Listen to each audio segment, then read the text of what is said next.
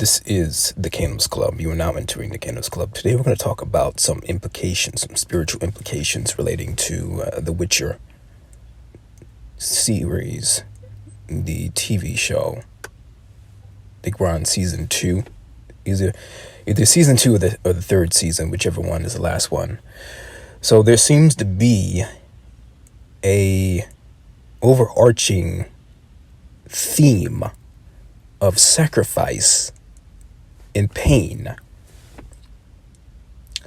whether it comes to the Witcher, whether it comes to the witches or the fairies, the elves.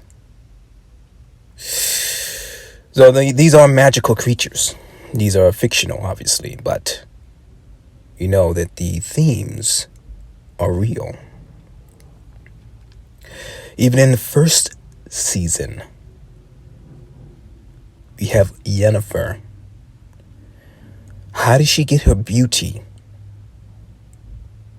How did she get all her power and her beauty? It was through intense sacrifice and pain.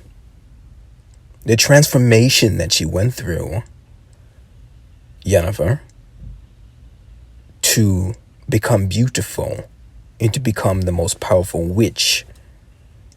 And not that I'm condoning witchcraft, but we're talking about power, strength. We're talking about elevating. And we use these analogies to relate to your spiritual life. How do you gain power? How do you elevate in life? Yennefer, her beautification process was not without sacrifice. She sacrificed and she went through intense pain. And this is a lot of things with when it comes to women. When a woman goes through childbirth and labor, there is a bliss, there is a beautification process that comes as a result. There's some mystical secret behind the childbirth, that the intense labor and pain. We understand this in scripture, that although the birth pains that precede the end of the world in the tribulation, and birth pains that are incremental seismic shifts and shocks upon the earth, are only manifestations of a birthing process of something beautiful, i.e. the new heavens and the new earth. The new heavens and the new earth, New Jerusalem, cannot come without sacrifice, birth pains, and discomfort. You see. So Yennefer did not reach her beauty and her great power without sacrifice and pain. And lo and behold, in the last season of The Witcher, we see that the Witchers, the men who called Witchers, and spoiler alert, how did they become Witchers? We see that they are injected with some type of fluid,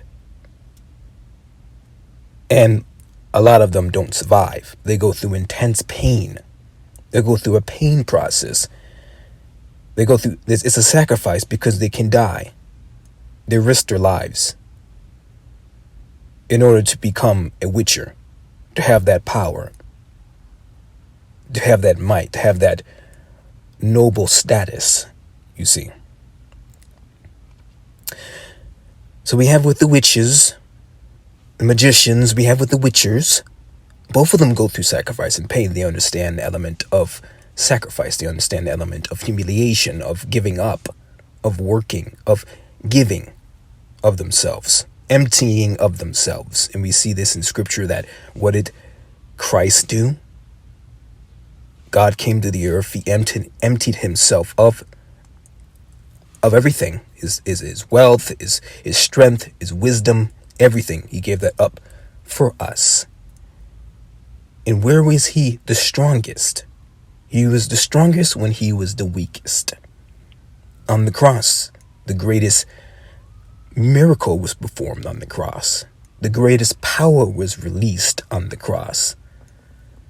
The whole world was saved and a new world was birthed on the cross. It was in his greatest moment of humiliation, sacrifice, of aloneness, that he was the most powerful. That it was the closest point to elevation was at the bottom. The closest point to elevation, the closest point to your resurrection, was when it seems like all is over, when it seems like all is at the end, when it seems like you've experienced your most pain, your most discomfort, your most sacrifice. That is when it is at the most, and that is when you're at a portal that will lead you to the heights, to the throne. You see, we have another example of this in Joseph. Joseph knew from his dream in the Old Testament that he would become ruler, that he would have all of his family bow before him. His dream, he knew it. But he did not know the process, he knew the prophecy, but he didn't know the process would lead him to the lowest point of his life.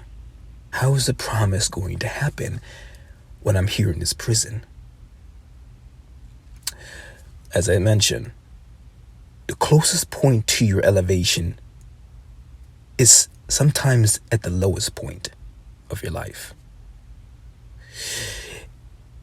Joseph had to go to, and God could have done it anyway, but Joseph had to go to the prison to reach a certain person who had the connections to the throne, to Pharaoh. God brought him to the prison so he can reach and help somebody in their lowest point. And by the medium of helping somebody in their lowest point of their life, while you are in your lowest point of your life, despite your lack, you help somebody. You sacrifice at your lowest point of selflessness. That indirectly comes back to bless you. So Joseph was blessed not only when he was at the heights, when he had the dream. He was given the rainbow coat. He was blessed also in Potiphar's house as a slave. He was blessed in the prison at the lowest point of his life.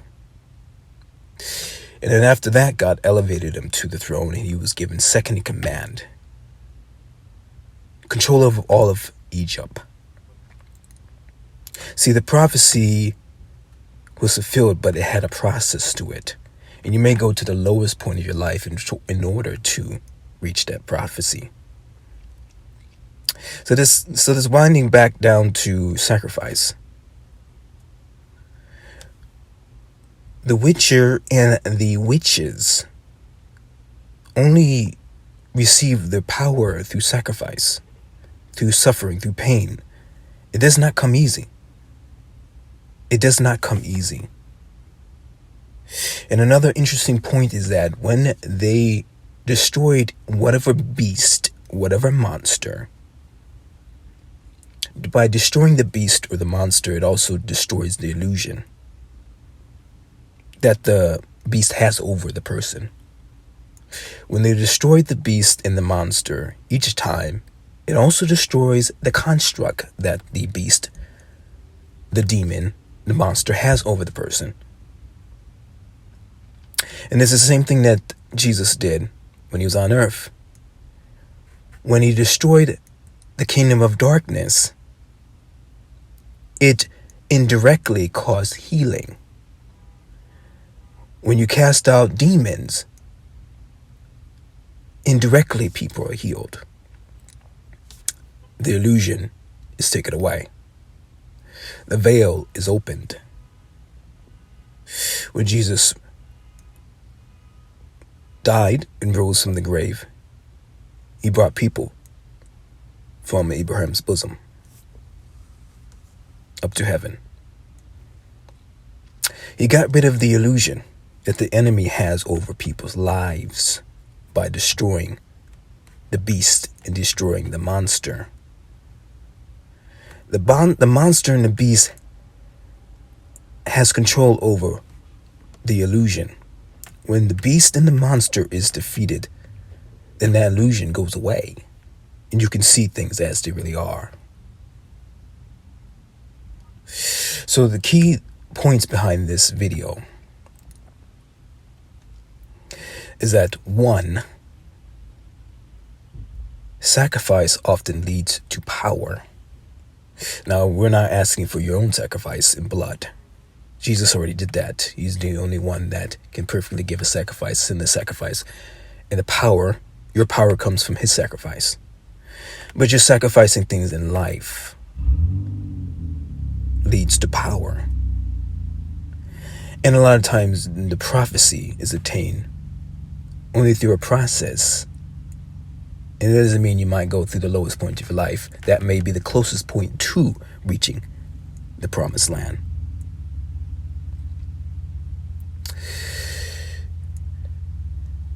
And 3,